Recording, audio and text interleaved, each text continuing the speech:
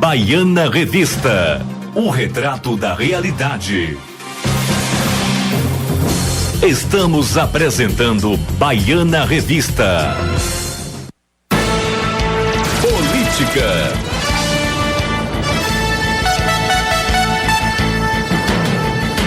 São 10h25, 10h25, de volta no programa Baiana Revista, conversando com o Dr. Ferreirinha. Estamos falando sobre política.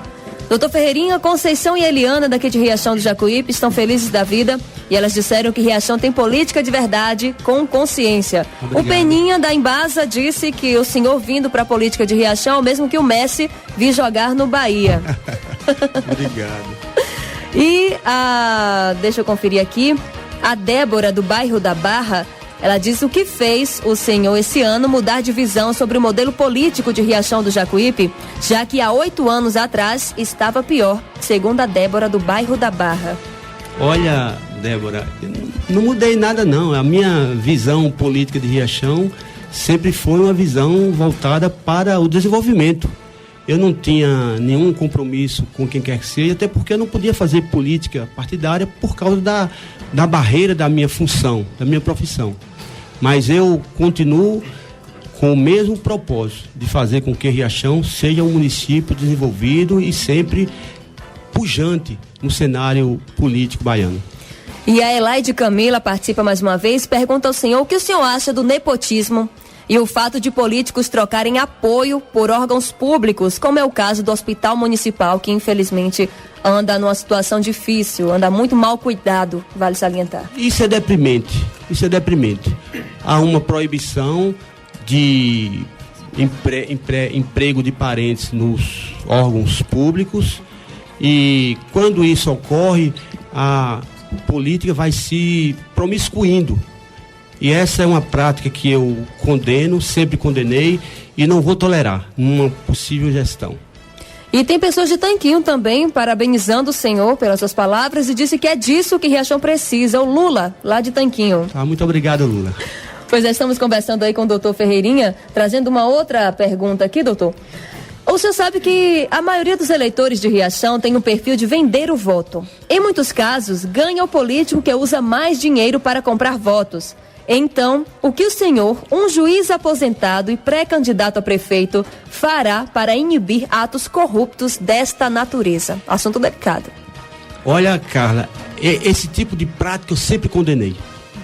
Sempre condenei. Há pouco tempo foi feita uma pesquisa aqui no Brasil e se constatou que 13% dos eleitores votam por interesse, votam vendendo o seu voto. Infelizmente, isso ocorre em todas as regiões do país. Mas isso, se você considerar 13% de um universo de 100, isso é uma minoria. Eu fico muito preocupado com essas pessoas que vendem o seu voto, porque quando a gente vende o voto, a gente vende a própria consciência. E é algo imediato, né? E é algo imediato.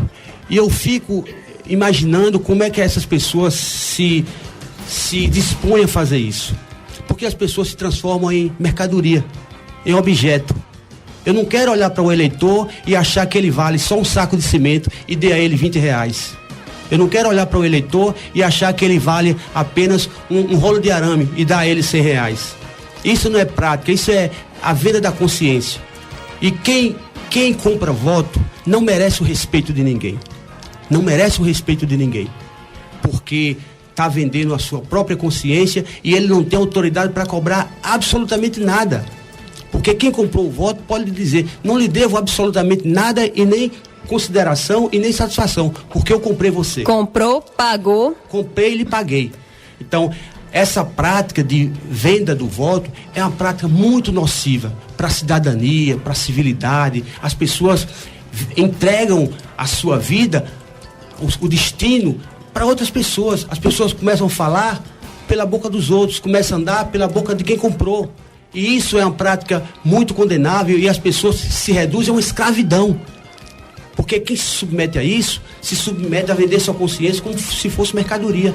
E antigamente o escravo não era considerado gente, o escravo era considerado coisa, era considerado mercadoria. Por isso que o escravo era vendido nas feiras livres. O escravo mais jovem tinha um preço mais alto porque tinha a expectativa de viver mais. O escravo mais velho tinha um valor menor. Então o eleitor que se submete a vender, o seu voto é o eleitor que reduz a sua condição de escravo. E eu não quero isso, eu sempre condenei isso. Então, eu sei que existe no universo aqui no Brasil essa minoria de 13% a 15% que se submete a isso, de venda do voto. Mas como eu compensaria isso? Porque eu não sou rico. Comprar voto de ninguém eu não vou. Como eu compensaria essa desvantagem? Eu compensaria com a minha história, que tantas pessoas estão dizendo aí, que esses ouvintes estão fazendo essa manifestação com relação à minha atitude de formular uma postulação que vai de encontro aos anseios dessas pessoas. Inclusive, só para complementar, cara, certo. Como eu compensaria esse embate com o poder econômico? O poder econômico pode até ser importante, mas não é determinante. Então, eu submeto a minha história, a minha vida, aquilo que eu faço, aquilo que eu construí, o serviço que eu presto à comunidade, toda essa cadeia de ações, de gestos que eu faço, cuidando da família, tendo atenção com a família. Eu sou juiz de família desde que eu entrei na magistratura. E uma das coisas que eu mais gosto de falar é de família. Importante. Falo em todas as oportunidades, porque a família é a base da sociedade. A família está nessa condição hoje de deterioração. Isso me preocupa muito. Portanto, o poder econômico pode ter alguma influência, mas não é determinante quando a gente tem uma história para apresentar ao eleitor. Um ouvinte não quis se identificar, mas diz o seguinte: Riachão do Jacuípe hoje, comparado ao passado, está 50% bom. Com a vinda de Ferreirinha, tende a melhorar mais 50%. Então, o senhor está agradando e muito as pessoas que estão participando. Mas, doutor, falando ainda sobre a compra de votos, que análise o senhor faz, enquanto magistrado, de um político, de um candidato, enfim, que compra votos, que abusa do poder de um certo quantia de valores para comprar a consciência das pessoas? Esse político, esse candidato não merece respeito de ninguém. Volto a dizer, o candidato que compra voto, o candidato que imagina que o poder econômico vai ser determinado na eleição, está cometendo um grande equívoco. Nós temos que construir candidaturas sólidas com a nossa história também, de mérito, de serviço prestado. E eu tenho a absoluta certeza que o eleitor pensa da mesma forma que eu. O eleitor consciente pensa da mesma forma que eu. E hoje é a maioria em Riachão. Aquele que compra voto não merece o respeito de absolutamente ninguém. E eu deixaria um recado para o eleitor que possa se submeter a isso. Porque eu compreendo que em determinadas situações o eleitor possa até estar precisando de uma ajuda qualquer. E ele não resista a uma oferta.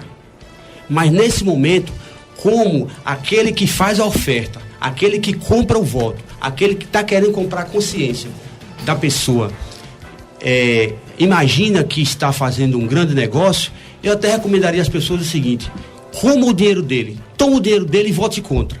Porque ele está tentando comprar a consciência da pessoa e está querendo transformar aquela pessoa em mercadoria. Olha só, o Marcos da Landulfo Alves, parabéns pela iniciativa de dar-se ao povo. Em meio de tanta corrupção na política, surge um homem com caráter, a luz no fim do túnel. Tá aí as palavras do Marcos da Landulfo Alves. Muito obrigado, Marcos, um grande abraço. Já o Luiz Ferreira, ele diz o seguinte: tem 30 anos que ele mora aqui em Riachão e não entende a proposta ainda do Senhor, já que, segundo ele, o Senhor sempre teve dinheiro e raramente foi a uma periferia. Saber o que o povo quer e precisa. Por que agora o senhor se candidata a prefeito? Porque durante toda a sua vida o senhor se dedicou a ser juiz e só agora, depois de aposentado, entrou na política. Palavras do Luiz Ferreira, aqui de Riachão. Luiz, um grande abraço para você, Luiz. Essa pergunta foi importante. Eu só entrei em política agora porque eu não podia ser político como juiz. A lei me impede de fazer isso. E outra coisa, antes de eu ser juiz, eu fui político aqui em Riachão. E fui secretário de administração aqui durante 11 meses no governo do Dr. Gildásio. Eu sempre fiz política aqui. E tem mais, comi muita poeira na estrada. Muito mais poeira do que muita gente imagina. Porque eu comi poeira rodando o grande Riachão que era antes. Que incluía Pé de Serra, Nova Fátima, Gavião, Capela do Alto Alegre e Pé de Serra. Eu comi muita poeira pedindo voto e fazendo política, fazendo campanha política aqui em Riachão, antes de eu ser magistrado. E tem outra coisa, eu não sou rico não.